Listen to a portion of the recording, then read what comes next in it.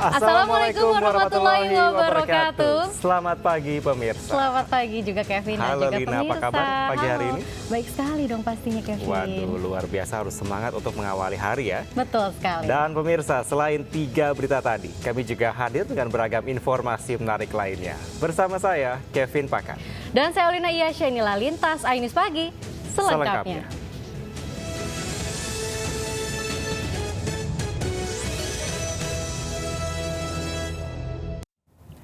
Kita awali informasi pertama. Pemirsa, 2 orang remaja ditangkap warga lantaran kedapatan memiliki narkoba jenis tembakau sintetis di Pondok Bambu, Duren Sawit, Jakarta Timur pada Minggu dini hari. Keduanya ditangkap warga saat hendak mengambil narkoba yang ditempelkan di tembok rumah warga.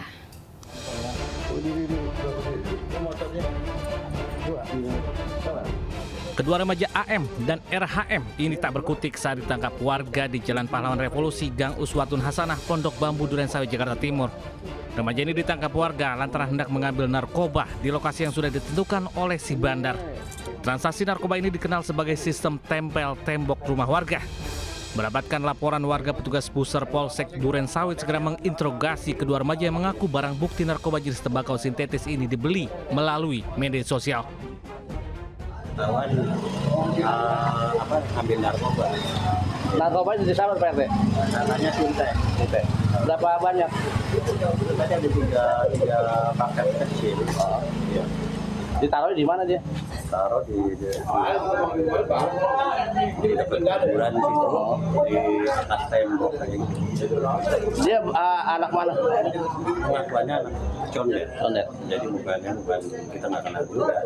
Tapi menurut pengakuan dia dari condet. Selanjutnya kedua remaja ini dibawa ke Polsek Duren Sawit, Jakarta Timur dengan barang bukti 3 paket narkoba tembakau sintetis. Petugas tengah melakukan perburuan terhadap bandar narkoba tembakau sintetis yang telah teridentifikasi. Dari Jakarta, Miftahul Gani, iNews melaporkan.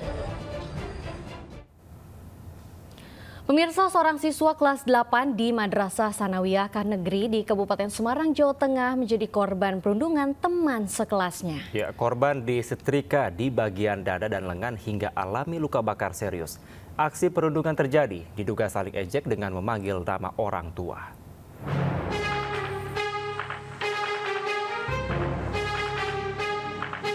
Aksi bullying terjadi di Sekolah Madrasah Sanawiyah Negeri di Kabupaten Semarang, Jawa Tengah. Korbannya adalah D, siswa 14 tahun, warga Tengaran, Kabupaten Semarang yang duduk di bangku kelas 8. Korban mengalami luka bakar di bagian lengan dan dada setelah ditempel setrika oleh temannya. Akibat luka bakar serius, korban pun langsung dilarikan ke rumah sakit terdekat. Menurut pihak sekolah, aksi penganiayaan bermula saat korban dan pelaku tengah sholat maghrib di sekolah. Pelaku yang telah selesai lebih dahulu mencoba bersalaman dengan korban, namun tidak direspon karena korban belum menyelesaikan sholatnya. Salah paham tersebut pun berlanjut. Tak disangka, pelaku F tega menempelkan setrika panas ke tubuh korban sebanyak 3 kali. Pelaku juga sempat mengancam korban dan teman lainnya jika mengadu kepada guru.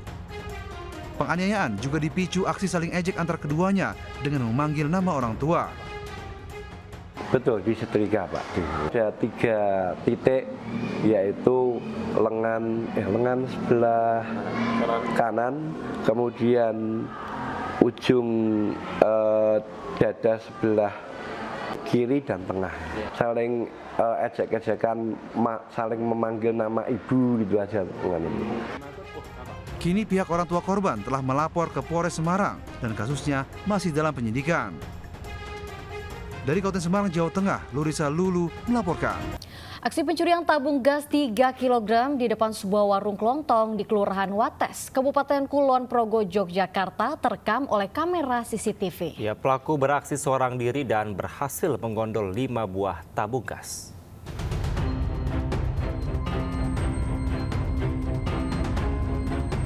Beginilah detik-detik aksi pencurian yang dilakukan seorang laki-laki di Pedukuhan Durungan, Kelurahan Wates, Kulon Progo.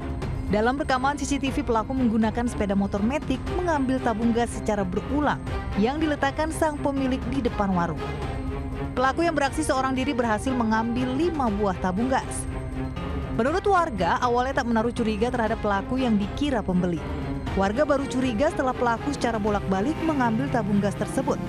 Pemilik warung yang diberitahu warga langsung mengecek tabung gas miliknya. Dan benar saja, dari rekaman CCTV pelaku mencuri 5 tabung gas yang ditaruh di depan warung.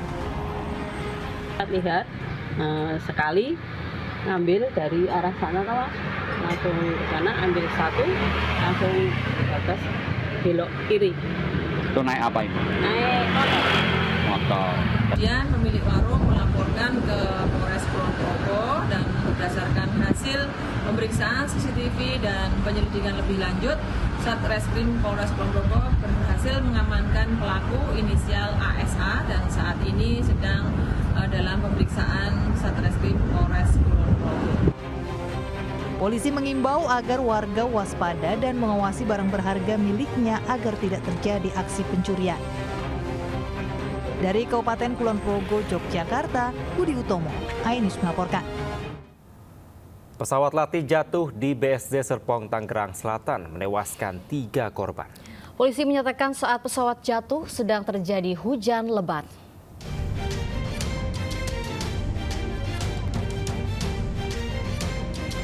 Pesawat latih PKIFP jatuh di kawasan BSD Serpong, Tangerang Selatan Minggu siang. Sedikitnya 3 orang meninggal dunia yakni pilot, teknisi, dan penumpang.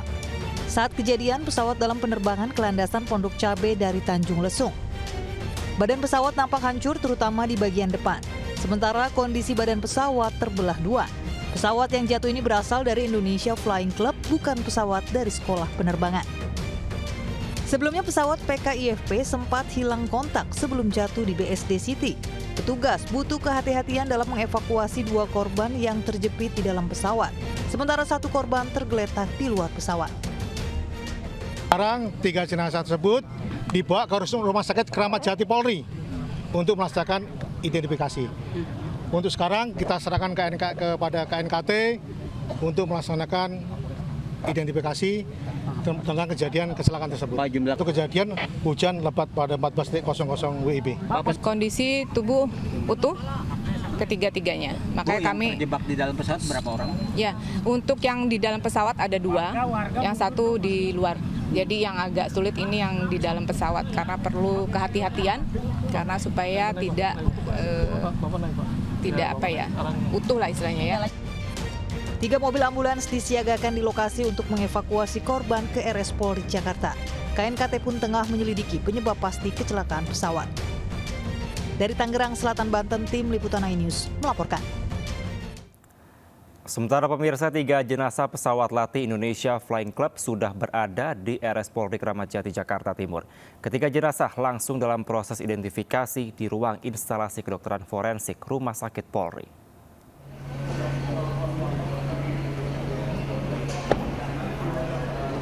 Tiga jenazah korban jatuhnya pesawat latih milik Indonesia Flying Club tiba di RS Polri pada Minggu sore dengan pengawalan ketat pihak kepolisian. Ketiganya, pilot Kapten Pulu Darmawan, co-pilot Kapten Suwanda, dan teknisi Kapten Farid Ahmad saat ini dalam proses identifikasi lebih lanjut di ruang instalasi kedokteran forensik Rumah Sakit Polri. Pihak keluarga dan pihak Indonesia Flying Club yang tiba di Rumah Sakit Polri diperiksa tim DVI Rumah Sakit Polri. Polisi menunggu persetujuan pihak keluarga untuk dilakukannya autopsi. Sebelumnya 3 korban tewas dalam insiden jatuhnya pesawat latih milik Indonesia Flying Club di lapangan Sunburst, kawasan BSD, Tangerang Selatan. Jadi keluarga, kemudian rekan-rekan daripada korban ini silahkan kita membuka posko DVI yang saat ini di Rumah Sakit Bayangkara ini ada posko antemortem dan posko postmortem. Dari posko postmortem itu nanti akan data-data yang diperoleh akan dicocokkan dari posko antemortem yang didapat dari keluarga. Adapun mengenai penyebab jatuhnya pesawat akan diinvestigasi oleh pihak KNKT sesuai dengan ketentuan yang berlaku. Kementerian Perhubungan tentu akan memberikan dukungan sepenuhnya dalam proses investigasi ini. Pemirsa, menjadi korban penipuan sebesar 2,2 miliar rupiah. Seorang nenek 64 tahun asal desa Pandanrejo, Kecamatan Bumiaji, Kota Batu mendatangi gedung di Treskrimum Polda Jawa Timur. Dia didampingi anak dan pengacaranya. Sang nenek menjalani pemeriksaan untuk keterangan tambahan atas laporannya 2 tahun lalu dalam perkara dugaan penipuan dengan modus bisa menyelesaikan perkara hukum.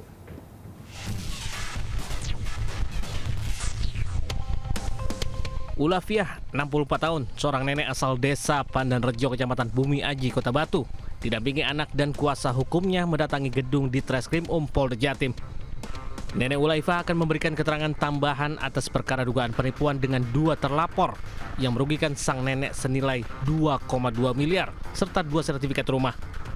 Persoalan ini berawal dari nenek Ulafiah dan anaknya Endah Yuniati yang meminta bantuan pada 2 terlapor untuk menyelesaikan persoalan hukumnya di Polres Batu dalam perkara pemalsuan surat.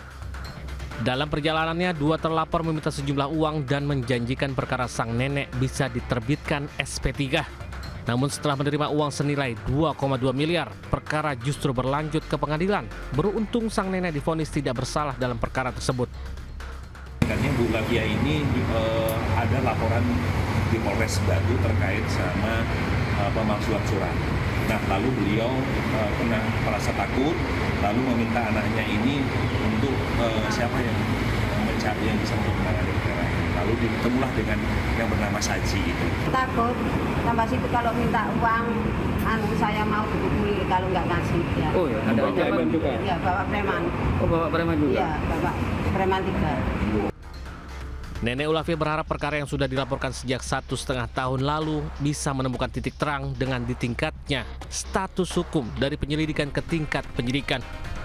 Selain berharap uang dan 2 sertifikatnya kembali, Nenek Ulafiah berharap 2 terlapor bisa segera ditetapkan sebagai tersangka.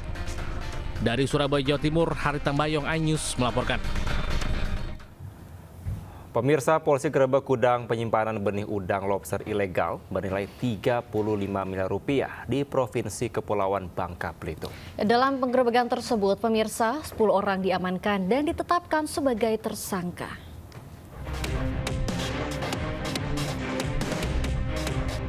Sebuah rumah di Dusun Bukit Mangkadir, Desa Rinding Panjang, Kabupaten Bangka, Provinsi Bangka Belitung, digerebek polisi karena dijadikan gudang penyimpanan benur lobster ilegal.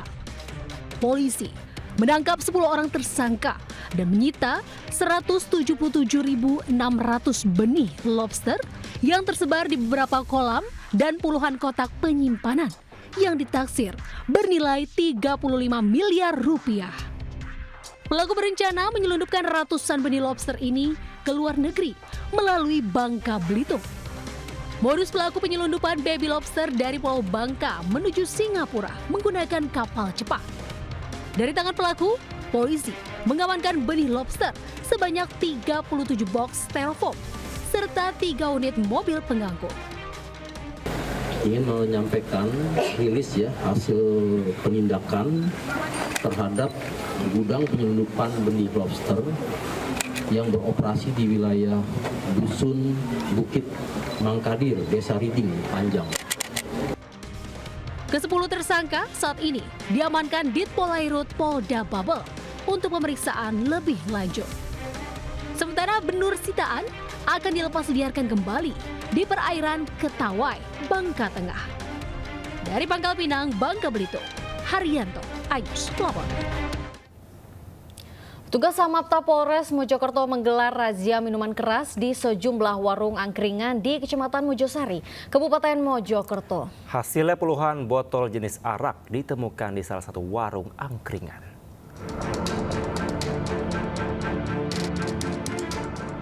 Razia minuman keras digelar petugas Samapta Polres Mojokerto, Jawa Timur di sejumlah warung angkringan di Jalan Gajah Mada, Kecamatan Mojosari, Kabupaten Mojokerto. Petugas pun menyisir beberapa warung yang berada di pinggir jalan. Sejumlah pemuda yang berkumpul dicurigai pesta miras langsung diperiksa. Petugas mendapati minuman keras yang dicampur dengan kopi yang dikemas dalam plastik. Di lokasi lain, petugas menemukan puluhan botol miras yang disembunyikan di lapak pedagang. 1 dus miras disita petugas berikut para pembeli dan penjual. Razia digelar usai adanya aduan masyarakat tentang maraknya miras di warung angkringan. Terbatas kita laksanakan ada 3 lokasi. Satu lokasi pertama adalah angkringan di Mojosari. Ada beberapa orang orang, ada 2 orang yang kita amankan di situ minum minuman arak, minuman keras yang tidak ada izinnya di muka umum. Terus selanjutnya kita amankan, kemudian kita akan dipiringkan. Polisi mengimbau bagi masyarakat untuk melapor jika menemukan peredaran miras di sekitar tempat tinggalnya. Dari Kabupaten Mojokerto, Jawa Timur, Salahuddin, iNews melaporkan. 3 dari 7 desa yang masuk zona rawan bencana diguyur hujan abu vulkanik Gunung Api Ibu di Kabupaten Halmahera Barat, Maluku Utara. Warga yang terdampak masih bertahan dengan suara letusan yang disertai kilatan petir.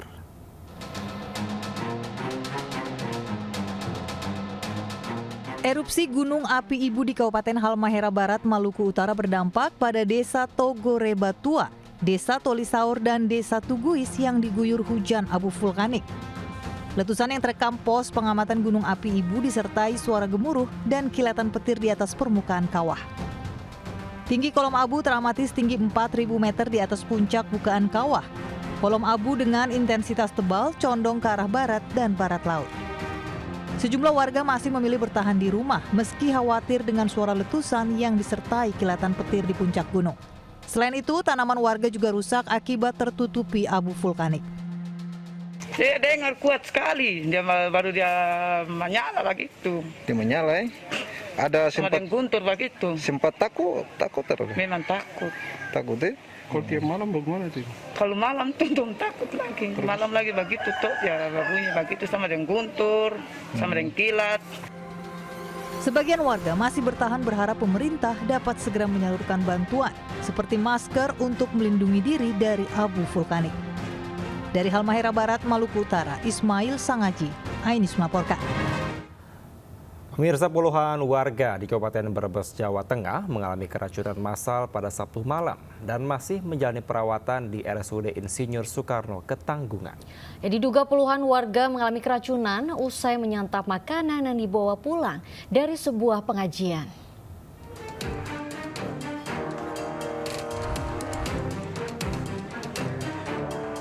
Sebanyak 51 warga Desa Kubang Jati, Kecamatan Ketanggungan, Kabupaten Brebes, Jawa Tengah harus menjalani perawatan di rumah sakit akibat mengalami keracunan. 45 orang menjalani perawatan di RSUD Insinyur Soekarno, Ketanggungan. 5 orang dirawat di Rumah Sakit Asifa Banjarharjo, sementara 7 lainnya menjalani perawatan jalan. Salah satu pasien korban keracunan, Siti Aliyah, mengatakan 4 orang anggota keluarganya kini harus dirawat di rumah sakit. Ia dan keluarganya menyantap telur rebus dari makanan kotak yang didapat usai pengajian. Usai menyantap makanan tersebut, ia lalu merasakan sakit perut dan dehidrasi hingga dilarikan ke rumah sakit. Sakit, Pak. Oh, buang air besar terus ya? Yang itu habis makan apa sih, Bu? Makan telur. Makan nasi apa makan telur? Iya, ada nasinya. Makannya tuh sedikit. Ada faktor keracunan makanan yang berasal dari selamatan jamiahan. Nah, makanan itu kemungkinan juga bisa kita nilai kalau dari riwayatnya diceritakan mungkin kayak sudah agak basi. Hingga Minggu pagi belasan pasien masih dirawat dan sebagian lainnya sudah diperbolehkan pulang. Sementara untuk memastikan penyebab keracunan, polisi telah menyita sampel makanan. Dari Brebes, Jawa Tengah, Yudibar, iNews melaporkan. Pemirsa, jenazah tokoh pers Salim Said dimakamkan di TPU Tanah Kusir, Jakarta Selatan. Sejumlah tokoh nasional turut hadir dalam proses pemakaman.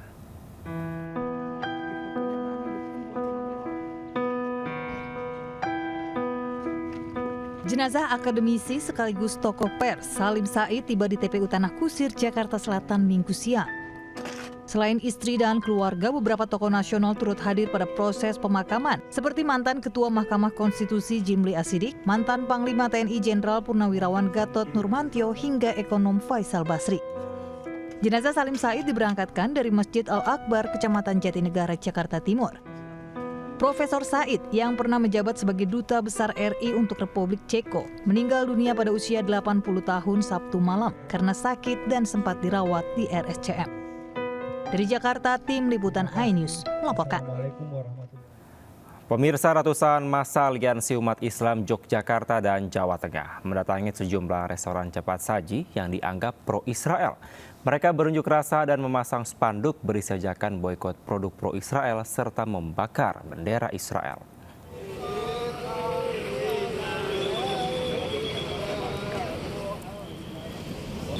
Ratusan orang yang mengatasnamakan Aliansi Umat Islam DIY Jateng pada Minggu siang mendatangi sejumlah restoran cepat saji di kawasan Jombor, Sleman, Yogyakarta. Mereka berunjuk rasa mengecam serangan Israel ke Palestina yang tidak kunjung usai. Masa aksi juga membawa spanduk berisi ajakan boikot produk pro-Israel dan memasangnya di restoran tersebut.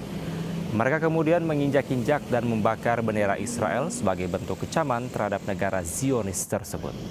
Aksi tersebut dilakukan sebagai bentuk solidaritas kepada Palestina yang terus digempur Israel. Total ada sekitar 3 restoran cepat saji yang didatangi masa aksi. Masa aksi mengecam akan kembali untuk mendatangi restoran lain yang dianggap pro-Israel. Aksi bela Palestina ini mendapatkan pengawalan ketat dari aparat kepolisian.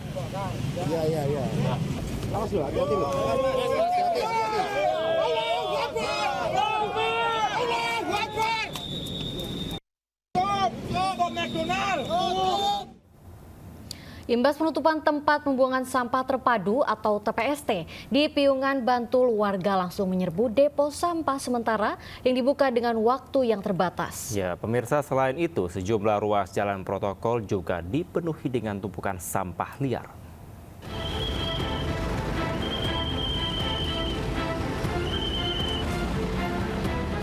Warga langsung beramai-ramai menyerbu salah satu depo tempat pembuangan sampah sementara di Jalan Brigjen Katamso, Kota Yogyakarta, Sabtu pagi. Mereka mendatangi depo untuk membuang sampah pasca ditutupnya tempat pembuangan sampah terpadu TPST di Piungan, Bantul pada awal bulan Mei. Warga pun mengaku kesulitan untuk membuang sampah, apalagi waktu pembuangan sampah di depo sementara juga dibatasi. Katanya tidak ada, TPA-nya itu tidak ada. Pembuangan akhirnya itu katanya sudah penuh. Oh, udah penuh itu, Bu, ya? Katanya. Sementara itu, tumpukan sampah liar terhampar di sejumlah ruas jalan protokol di Kota Yogyakarta. Padahal sudah ada larangan dari pemerintah untuk membuang sampah di pinggir jalan tersebut. Dari Yogyakarta, Gunanto Farhan melaporkan. Pemirsa, sebanyak 42 biksu tudong yang berjalan kaki dari Jakarta menuju Candi Agung Borobudur untuk mengikuti puncak Hari Raya Waisak sudah tiba di Kota Magelang, Jawa Tengah. Para biksu pun disambut barongsai dan ratusan umat Buddha lainnya.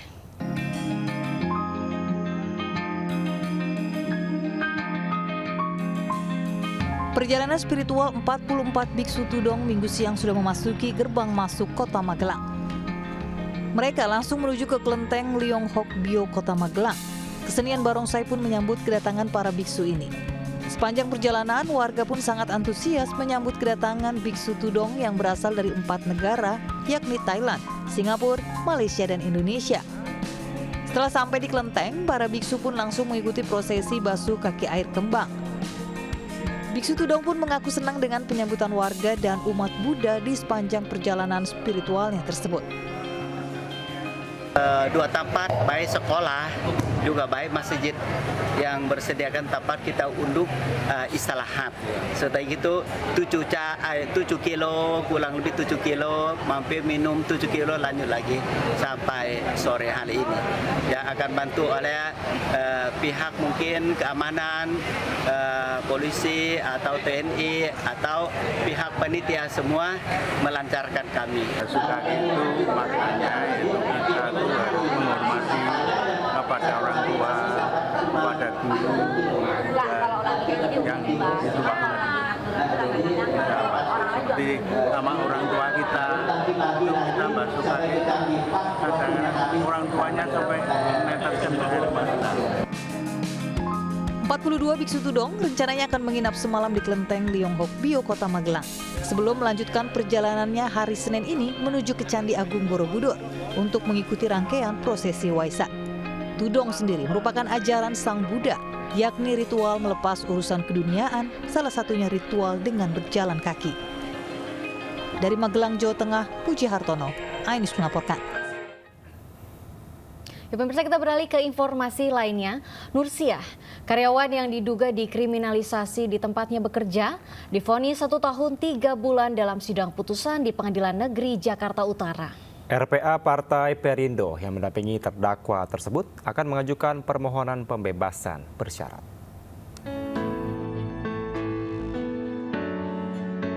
RPA Perindo mendampingi Nursiah saat sidang putusan di Pengadilan Negeri Jakarta Utara. Dalam sidang, Majelis Hakim memvonis Nursiah 1 tahun 3 bulan. Vonis ini lebih ringan dari tuntutan jaksa 1 tahun 10 bulan. Selain banding, RPA Perindo yang mendampingi Nursiah juga akan mengajukan pembebasan bersyarat. Kita berdiskusi dulu sama keluarga. Kalau dari keluarga mengatakan kita akan upaya hukum, yaitu akan kita lakukan banding.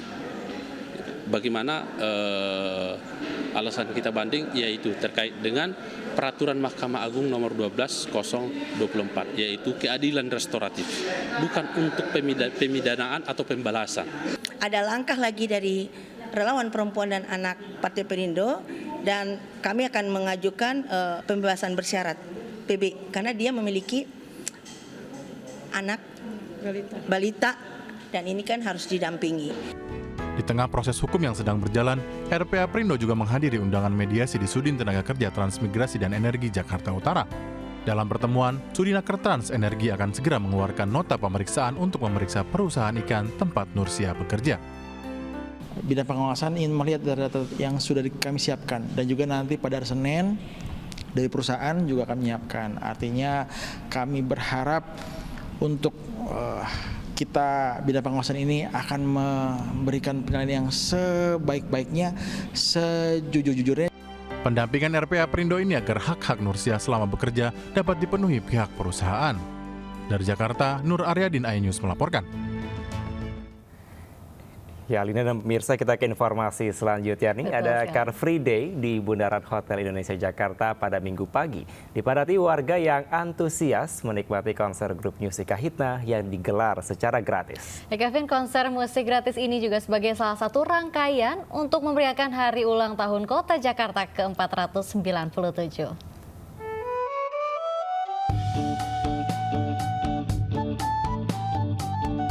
Puluhan ribu warga tumpah ruah memenuhi kawasan Bundaran HI untuk menikmati Car Free Day sambil menonton konser musik gratis Minggu pagi. Grup musik Kahitna menampilkan lagu-lagu legendarisnya untuk menghibur warga. Selain Kahitna, sejumlah penampilan juga disajikan seperti pertunjukan tari oleh 100 siswa SMP se-DKI Jakarta dengan mengenakan pakaian adat dari seluruh Indonesia. Kita kepengen lihat Kahitna udah lama emang. Terus yang kedua juga olahraga juga sekalian. Ngefans Kahitna memang ngefans atau? Waktu masih muda, sekarang kurang emang. Jarang nonton musik. Dulu masih muda ngefans. Tadi enjoy nggak sih Pak nonton Kahitnanya? Ya enjoy karena memang udah lama sih nggak pernah lihat konser. Acara ini digelar dalam rangka memeriahkan pencanangan HUT DKI Jakarta ke-497. Sementara puncak acara Hari Ulang Tahun Kota Jakarta akan digelar pada 22 Juni mendatang. Dari Jakarta, Jen Cahyani, Seto Pramono, iNews melaporkan. Ya, pemirsa, kita beralih ke informasi haji kali ini. 4 orang jamaah calon haji dari 3 kota di Jawa Barat yang rencananya akan diberangkatkan menuju ke Tanah Suci dari Asrama Embarkasi Bekasi, Kota Bekasi, Jawa Barat batal diberangkatkan. Ya, keempat calon jemaah haji yang gagal ini didiagnosa menderita penyakit pasca operasi dan diabetes serta gagal ginjal.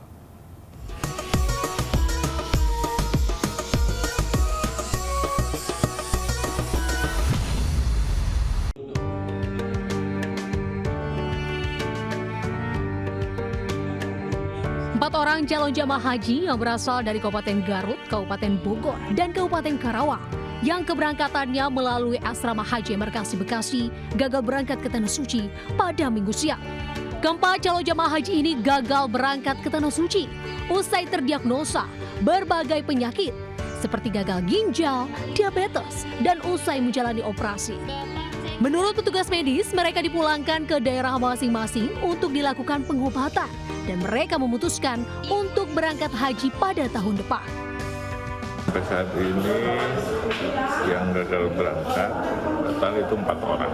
4 orang. Iya. Itu kenapa, Dok? Yang pertama ada kasus post-op 10 hari yang lalu. Ternyata sampai sini luka operasinya tidak baik, sehingga memutuskan tunda tahun depan mereka sendiri.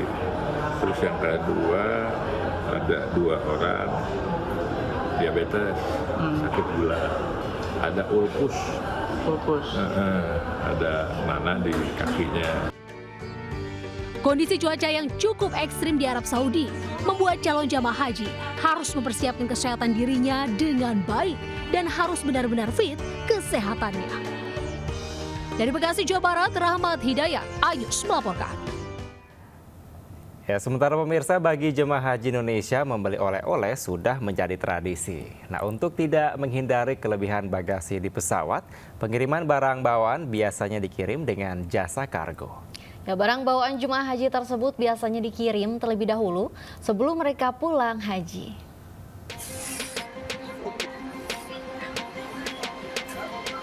Pergi haji rasanya tak lengkap bila tak membeli oleh-oleh buat sanak saudara di tanah air. Dengan terbatasnya bagasi pesawat bagi para jemaah haji membuat jasa pengiriman barang atau kargo menjadi solusinya. Di Arab Saudi terdapat banyak jasa ekspedisi pengiriman barang dengan harga bersaing. Seiring datangnya musim haji, jasa kargo ini laris manis dan mengalami peningkatan jumlah pelanggan setiap harinya. Dengan biaya puluhan rial, paket kiriman bisa sampai ke lokasi di Indonesia dalam waktu 2 minggu saja. Paket kiriman pun dijemput oleh pihak jasa kargo. Buat jamaah haji Indonesia yang mau kargo dengan cara hubungin nomor kami, kita datang ke hotel, mengambil barang, dan langsung kita kirim ke gudang Jeddah, insya Allah. Amanah dan lancar, insya Allah. Selain menggunakan pesawat, jasa pengiriman barang ini juga menggunakan kapal laut dengan biaya kirim yang jauh lebih murah. Dari Madinah, Arab Saudi, Suhud Nur Fadli, Ainus melaporkan. Pemirsa, wisata sejarah menjadi salah satu aktivitas jemaah haji Indonesia saat berada di Madinah. Salah satunya adalah berkunjung ke Jabal Uhud, lokasi perjuangan Rasulullah melawan kaum kafir Quraisy.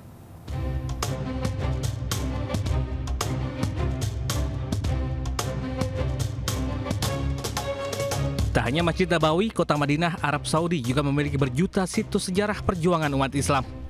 Salah satunya adalah Jabal Uhud, lokasi peperangan antara bala tentara Rasulullah melawan kaum Quraisy. Selain itu, di Jabal Uhud juga terdapat makam sahabat Rasulullah, yakni Abdullah bin Jubair dan Ibnu Al-Walid serta paman Rasulullah Hamzah bin Abdul Muthalib. Ribuan jemaah pun antusias mengelilingi hingga naik ke Bukit Uhud. Sejarah katanya kita di sini bisa meminta doa biar keluarga kita, rumah tangga kita sakinah mawadah warahmah sampai ke janahnya. 11 tahun menunggu, alhamdulillah sekarang Allah panggil, diberi kesehatan, diberi panjang umur. Bahkan saudara saya kemarin seminggu lagi mau berangkat ke Tanah Suci, Allah udah panggil. Salah satu destinasi perjuangan Rasulullah Sallallahu Alaihi Wasallam bersama sahabat. Yang kedua, bahwa Uhud ini adalah salah satu bukti sejarah yang menampilkan bagaimana perjuangan Rasulullah SAW menyebarkan agama Allah menjadi agama yang rahmatan lil alamin. Wisata ziarah jemaah haji Indonesia ke Jabal Uhud ini didampingi oleh pembimbing ibadah dan ketua rombongan. Melalui kunjungan ke situs sejarah diharapkan jemaah bisa mengambil hikmah perjuangan Rasulullah serta pentingnya istiqomah dalam beribadah dan menjaga ukhuwah Islamiyah. Dari Madinah, Arab Saudi, Suhud Nur Fadli, iNews melaporkan. Pemirsa, calon jemaah haji Indonesia gelombang 1 sudah sampai ke Madinah. Rencananya mereka akan diberangkatkan ke kota Mekah secara bertahap mulai hari ini. Saat ini jamaah haji Indonesia sudah mulai melakukan aktivitas beribadah di Masjid Nabawi maupun aktivitas wisata keliling kota Nabawi. sambil menunggu antrian giliran berziarah ke makam Rasulullah dan juga ke Raudhah yang dikenal dengan Taman Surgawi. Dapat saya laporkan pemirsa bahwasanya hari ini masih terdapat 11 jamaah haji Indonesia yang dirawat di Klinik Kesehatan Haji Indonesia dan 3 lainnya yang dirawat di rumah sakit yang ada di Arab Saudi. Adapun jamaah haji yang meninggal dunia sampai dengan 18 Mei tercatat ada 4 orang jamaah haji yang berasal dari Garut atas nama Upan Supan Anas, Lubuk Linggau atas nama Yusman Usman, maksud kami Yusman Irawan, Didi Rowandi Aung asal Sukabumi, dan Basirun Mangsuri asal Banjarnegara. Selain itu, pemirsa, mulai 20 Mei sampai dengan 1 Juni mendatang, jamaah haji gelombang pertama yang sudah mendarat di Madinah secara perlahan akan diberangkatkan menuju kota Mekah untuk menjalankan umrah wajib dan rangkaian ritual ibadah haji lainnya. Adapun jamaah haji gelombang 2 akan mulai diterbangkan dari Indonesia menuju ke Jeddah untuk selanjutnya melakukan perjalanan darat menuju ke kota Mekah mulai 24 Mei sampai dengan 10 Juni mendatang sebanyak 328 kloter. Bagi jamaah haji Indonesia diimbau untuk selalu menjaga kesehatan karena perbedaan cuaca yang sangat ekstrim antara tanah air dengan di Madinah maupun Makkah Al-Mukarramah dengan suhu mencapai lebih dari 41 derajat Celcius. Dari Madinah, Arab Saudi, Sunar Fadli, iNews, anggota Media Center Haji 2024 melaporkan. Pemirsa, viral 4 orang bule nyasar masuk ke lingkungan pondok pesantren di Bangkalan, Madura, Jawa Timur. Ya, para bule ini mengira bangunan tinggi milik pondok pesantren adalah bangunan hotel untuk menginap.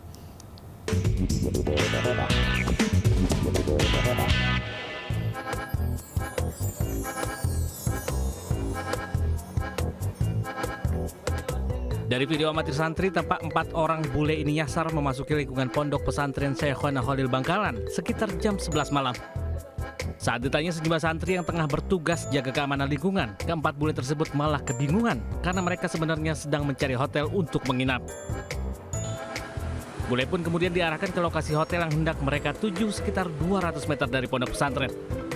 Diduga para bule ini nyasar karena hampir semua bentuk bangunan di pondok pesantren tinggi terdiri dari beberapa lantai sehingga dikira bangunan hotel. Terjadi justru di saat santri sedang tidur. Dan karena di pesantren ini ada yang jaga, ditanya oleh santri waktu itu, yang dicari memang hotel.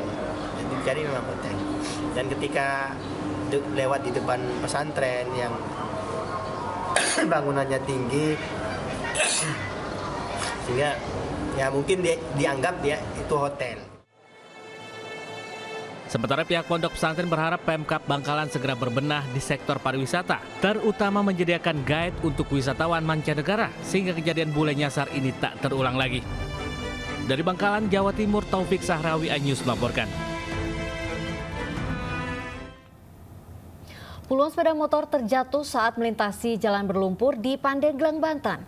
Diduga jalan aspal beton tertutup ceceran tanah merah yang licin akibat diguyur air. Korban berharap pihak terkait mau membayar biaya kerusakan sepeda motor dan juga luka akibat terjatuh dari sepeda motor korban.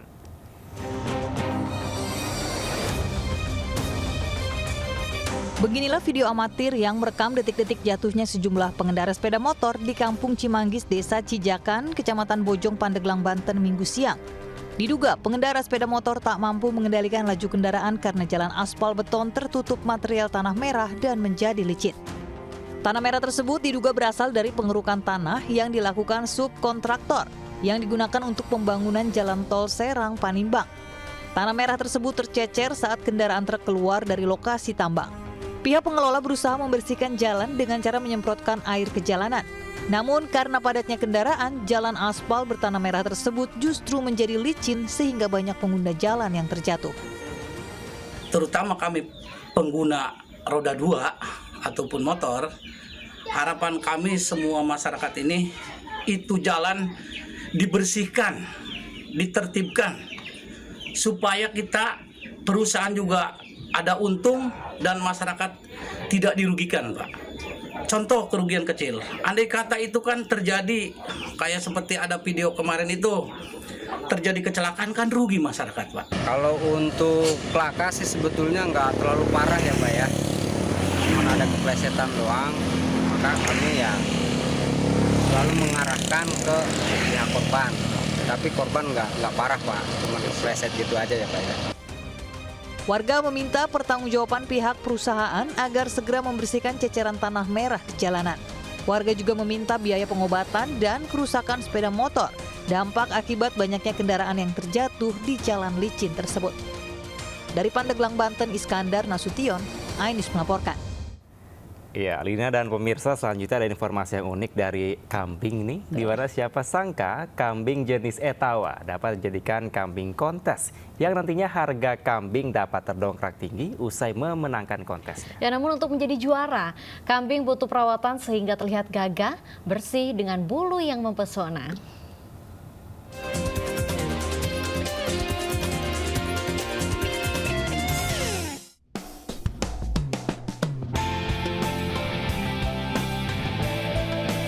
Inilah puluhan kambing Etawa yang siap diterjunkan dalam kontes yang ada di kandang khusus di Desa Sukorambi, Jember, Jawa Timur.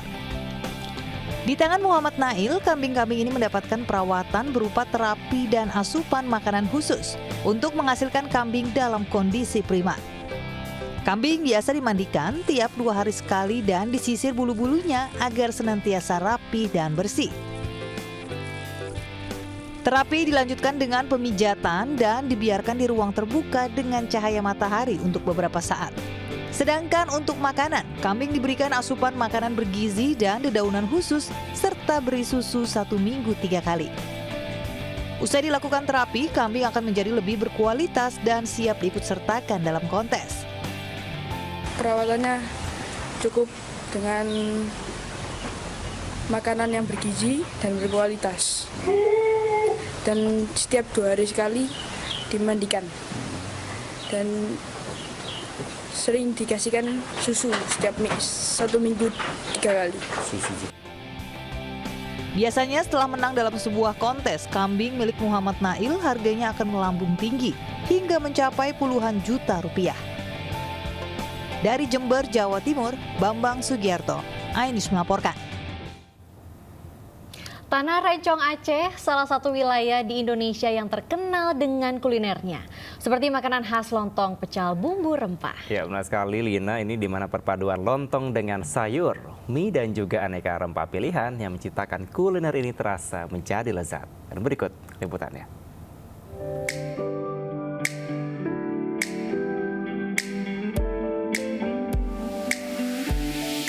Lontong pecal khas kota Merede berlokasi di Kabupaten Pidi Aceh Jaya, Aceh. Kuliner Indonesia yang kaya akan aneka rempah begitu nikmat, sehingga kelezatannya mendunia. Tak terkecuali olahan kuliner pecal lontong khas kota Merede yang nikmat. Tak heran jika banyak warga yang gemar menyantapnya untuk sarapan pagi. Tak jauh berbeda dengan pecal pada umumnya, aneka sayuran yang sudah direbus dicampur dengan lontong. Bumbu kacang yang diracik rempah tambahan dan kerupuk. Namun uniknya di sini ada mie kuningnya. Kelezatannya buat jadi ketagihan. Rasanya enak. Itu isi lontongnya apa aja tuh, Bang? Di sini ada gulai, ada mie bibi, ada lontong, ada kuah pecel. Pecel ada, semua pokoknya enak dicampur. Itu satu porsi berapa, Pak? 10.000. Ini bukaan dari jam berapa? Jam 9 pagi. 75. Berarti udah legendaris juga, Bang, ya? Berduri. Nah, jadi udah terkenal di sini, Bang. Kalau biasa dipanggil pecal apa namanya? Pak Haji. Pecal Pak Haji apa? Pak Haji Jafar. Meski sudah dikelola oleh sang anak, namun pecal lontong Haji Jafar sebagai pelopor lontong pecal ini tetap menjaga kualitas mutu dan resep leluhur. Dari Pidi Jaya, Aceh, Jamal Pangwa, iNews melaporkan.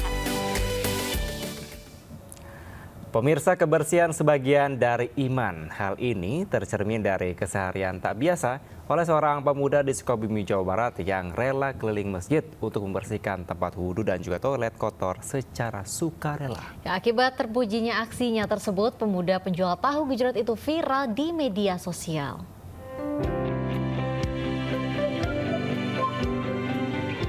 Beginilah aksi Muhammad Cecep Abdullah saat membersihkan toilet masjid di kota Sukabumi, Jawa Barat. Di sela-sela kesibukannya sebagai penjual tahu gejrot, warga Kampung Tipar, Kecamatan Citamiang, kota Sukabumi, Jawa Barat ini secara sukarela berkeliling dari masjid ke masjid untuk membersihkan toilet dan tempat wudhu yang kotor seorang diri. Dengan telaten, pemuda berusia 25 tahun itu menggosok kotoran yang menempel di dinding toilet hingga tempat wudhu bagi jamaah. Cecep mengaku kegiatan ini dimulai saat merantau ke Jakarta pada tahun 2012 silam. Saat itu ia minim dana, tinggal di masjid, dan melihat WC dan tempat wudhu masjid yang kotor, ia pun tergerak untuk membersihkannya dan berlangsung hingga saat ini. Keliling cari masjid yang WC-nya kotor. Nah, jam 11 itu Cecep biasanya udah selesai, jam 11 istirahat. Lalu jam 3 ba'da asar Cecep mulai jualan dan tutup jam 8 malam. Membersihkan WC itu nggak memakan biaya sama sekali. Cecep hanya membawa alat yaitu sikat kawat yang ada buat kukumbah itu. Jadi kalau sekarang alhamdulillah ada sedikit biaya untuk beli sabun supaya lebih mudah membersihkan WC-nya. Cecep berharap lebih banyak lagi pemuda seusianya tergerak untuk mengikuti kegiatannya dengan menjaga kebersihan rumah Allah. Dari Sukabumi, Jawa Barat, Budi Setiawan, iNews melaporkan. Pemirsa, Menko Marves Luhut Binsar Panjaitan menjemput CEO SpaceX sekaligus Tesla INC Elon Musk di Bandara Internasional I Gusti Ngurah Rai Bali pada Minggu pagi. Elon Musk tiba di Bali untuk menghadiri acara World Water Forum ke-10 dalam peluncuran Starlink bersama Presiden Joko Widodo di salah satu puskesmas di Denpasar, Bali. Elon Musk tiba di Bandara Internasional I Gusti Ngurah Rai Bali pada pukul 8 WITA menggunakan pesawat jet pribadinya. Kedatangan Elon Musk adalah untuk menghadiri WWF. Kedatangan Elon Musk disambut Menko Marves Luhut Binsar Panjaitan.